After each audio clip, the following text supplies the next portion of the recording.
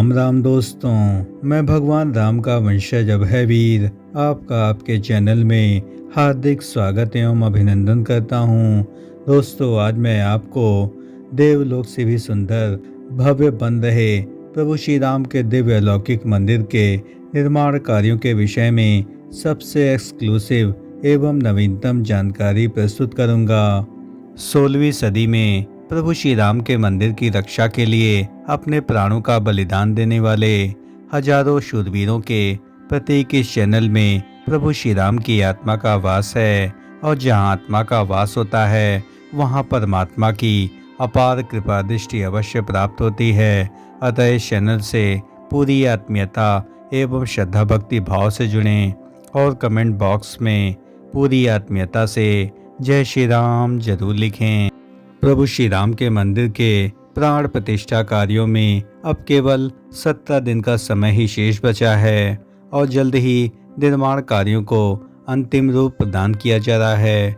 प्रभु श्री राम के मंदिर के निर्माण कार्यों का यह सबसे मनमोहक एवं नवीनतम वीडियो है और यहाँ आप स्पष्ट रूप से देख सकते हैं कि सीढ़ियों के अपर एवं लोअर फ्लिंथ पर भव्यतम मूर्तियों को स्थापित कर दिया गया है एवं पिंक सैंडस्टोन द्वारा निर्मित यह मूर्तियां बंसी पहाड़पुर में तराश करके श्री राम जन्मभूमि परिसर में लाई गईं और कुशल कारीगरों की टीम के द्वारा इन सभी मूर्तियों को स्थापित कर दिया गया है। और यहां आप सामने देख सकते हैं कि अपर फ्लिंथ पर उत्तर एवं दक्षिण दिशा की ओर भगवान गरुड़ एवं प्रभु श्री राम के अनन्य भक्त हनुमान की प्रतिमा को स्थापित किया गया है और लोअर फ्लिंथ पर गज की मूर्तियों को स्थापित किया गया है एवं मध्यवर्ती भाग में सिंह की प्रतिमा को स्थापित किया गया है। और यह सभी प्रतिमाएं काफ़ी अधिक जीवंत एवं मन को मोहित कर देने वाली हैं। और इनकी जो सबसे बड़ी खास बात है कि इसे नागर शैली में ही भव्यता से निर्मित किया गया है। सामने आप देख सकते हैं कि सीढ़ियों के सबसे लोअर फ्लिंथ पर गज की प्रतिमा स्थापित की गई है। गज जो कि बल का प्रतीक होते हैं और रामलला के मंदिर से शक्ति एवं संचार को प्रवाहित करने के लिए गज की प्रतिमा को स्थापित किया गया है। सीढ़ियों से चढ़ते हुए जब हम मिडिल फ्लिंथ पर पहुंचते हैं तो यहाँ पर सिंह की भव्य प्रतिमा स्थापित की गई है और प्रभु श्री राम को यहाँ पर शक्ति एवं शासन का प्रतीक माना जाता है। इसीलिए यहाँ पर सिंह की प्रतिमा को स्थापित किया गया है।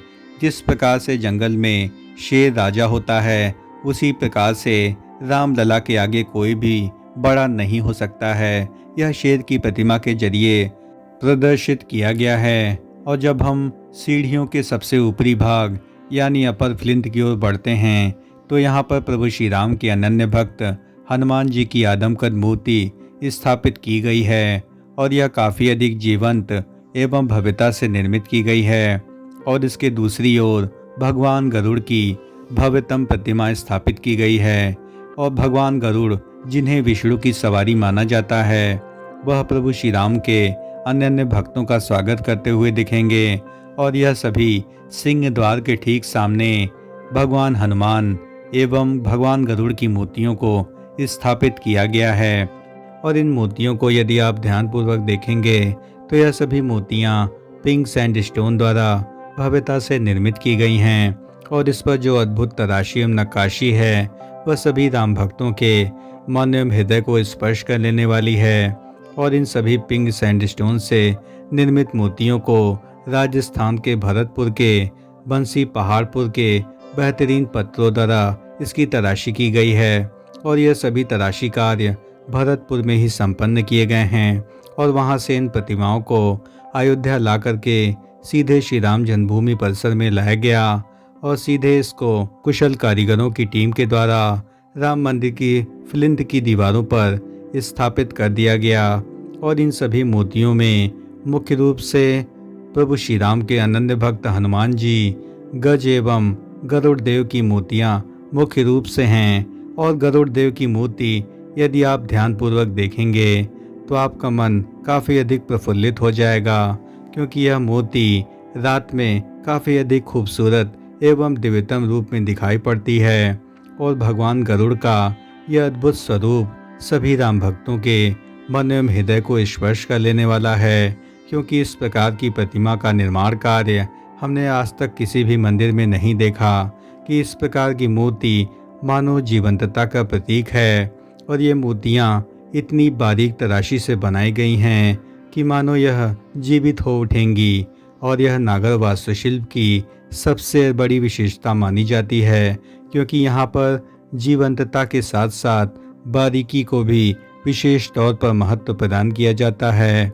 और रामलला के प्राण प्रतिष्ठा की तिथि जैसे जैसे नज़दीक आती जा रही है, वैसे वैसे निर्माण कार्यों के जरूरी कार्यों को भी पूरा करने का दबाव भी बढ़ रहा है।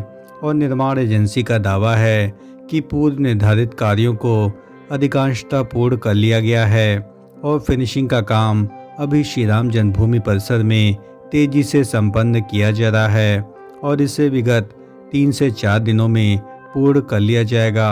हालांकि जो इसकी डेडलाइन 5 जनवरी तक तय की गई थी, यानी श्री राम जन्मभूमि परिसर में जो भी निर्माण कार्य अब तक हो रहे हैं उनको 5 जनवरी तक पूर्ण करना था, लेकिन फिनिशिंग कार्यों में अधिक समय लगने की वजह से समय सीमा के भीतर इन निर्माण कार्यों को पूरा नहीं किया जा सका। और उम्मीद है कि सप्ताह भर तक इन सभी निर्माण कार्यों को जल्द ही पूर्ण कर लिया जाएगा। और इसके विषय में निर्माण समिति के चेयरमैन दीपेंद्र मिश्र जी अब अगले शनिवार को इसका दौरा करेंगे और सभी निर्माण कार्यों की गहन समीक्षा भी करेंगे, क्योंकि प्राण प्रतिष्ठा कार्यों में अब ज़्यादा दिन का समय शेष नहीं बचा है। और 15 जनवरी के पहले पहले राम मंदिर के फर्स्ट फेज के जितने भी निर्माण कार्य हैं उनको भी पूर्ण कर लिया जाना है। और इसके संबंध में श्री राम जन्मभूमि ट्रस्ट ने यह जानकारी प्रदान की कि द्वितीय तल के निर्माण कार्यों में अभी केवल रंग मंडप के शिखर के निर्माण कार्यों को ही पूरा किया जा सका है और कीर्तन एवं प्रार्थना मंडप के शिखर निर्माण कार्यों में अभी कुछ समय और लग सकता है। और उम्मीद है कि 15 जनवरी से पहले ही दोनों शिखरों को निर्मित कर लिया जाएगा। राम मंदिर के प्रवेश द्वार जो कि परकोटे का हिस्सा है, उसमें आइकोनोग्राफी में मूर्तियों को उत्कीर्ण करने का काम भी अपने अंतिम चरण की अवस्था में है। यानी जो प्रवेश द्वार परकोटे का निर्मित किया जा रहा है, यहाँ भी जो मूर्तियाँ निर्मित होंगी उन सभी को बेहतरीन आइकोनोग्राफी तकनीक से निर्मित किया जा रहा है। और उम्मीद है कि 15 जनवरी से पहले पहले सभी निर्माण कार्यों को जल्द पूर्ण कर लिया जाएगा, क्योंकि 15 जनवरी से पूजन अर्चन का काम प्रारंभ कर दिया जाएगा। और इस दौरान निर्माण कार्यों को करना काफ़ी अधिक कठिन प्रतीत होगा, क्योंकि पूजन अर्चन के साथ साथ राम जन्मभूमि परिसर में जो भी अनावश्यक पत्थर हैं उनको हटाया जाना भी एक बड़ी चुनौती बना हुआ है। और उम्मीद है कि बड़ी संख्या में यहाँ पर वाहनों को ला करके पत्थरों को लाद करके श्री राम जन्मभूमि परिसर के किसी स्थान पर सभी पत्थरों को एकत्रित कर दिया जाएगा और जो पत्थर प्रयोग होंगे उन्हीं को ही श्री राम जन्मभूमि परिसर में स्थान दिया जाएगा, ताकि द्वितीय तल के निर्माण कार्यों को शीघ्रता से संपन्न किया जा सके। 500 वर्षों के त्याग बलिदान एवं लंबी प्रतीक्षा के बाद राम मंदिर निर्माण कार्यों को भव्यता से संपन्न किया जा रहा है और इसके लिए करोड़ों राम भक्तों का योगदान काफ़ी साधुवाद के योग्य है, क्योंकि उन्हीं के द्वारा दिल खोलकर दान दिए जाने की वजह से ही राम मंदिर निर्माण कार्यों को काफ़ी अधिक भव्य रूप प्रदान किया जा रहा है। और जब अयोध्या में राम मंदिर का निर्माण कार्य शुरू किया गया था तो ट्रस्ट को यह बिल्कुल उम्मीद नहीं थी कि राम भक्त दिल खोलकर पूरे समर्पण भाव से दान करेंगे। अब आलम यह है कि प्रथम एवं द्वितीय तल के निर्माण कार्यों को समर्पण निधि से मिले ब्याज के पैसों से ही इसके निर्माण कार्यों को पूर्ण कर लिया गया, यानी मूलधन की आवश्यकता ही नहीं पड़ी और ब्याज के पैसों से ही राम मंदिर के प्रथम एवं द्वितीय तल के निर्माण कार्यों को पूर्ण कर लिया गया।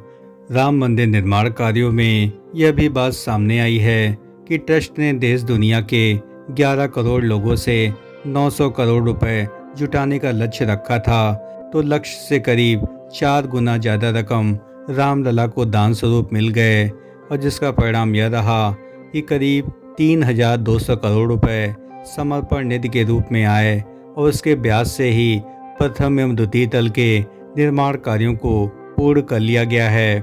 दोस्तों, देवलोक से भी सुंदर एवं भव्य निर्मित हो रहे प्रभु श्री राम के दिव्य अलौकिक मंदिर के भव्यतम निर्माण कार्यों के संबंध में हमारे द्वारा दी गई जानकारी यदि आपको जरा भी पसंद आई हो, यदि आपको हमारा कंटेंट पसंद आया हो, तो इस चैनल का हृदय से समर्थन करें। इस चैनल को लाइक करें, शेयर करें एवं सब्सक्राइब करें और कमेंट बॉक्स में पूरी आत्मीयता से जय श्री राम जरूर लिखें। धन्यवाद। राम राम राम राम।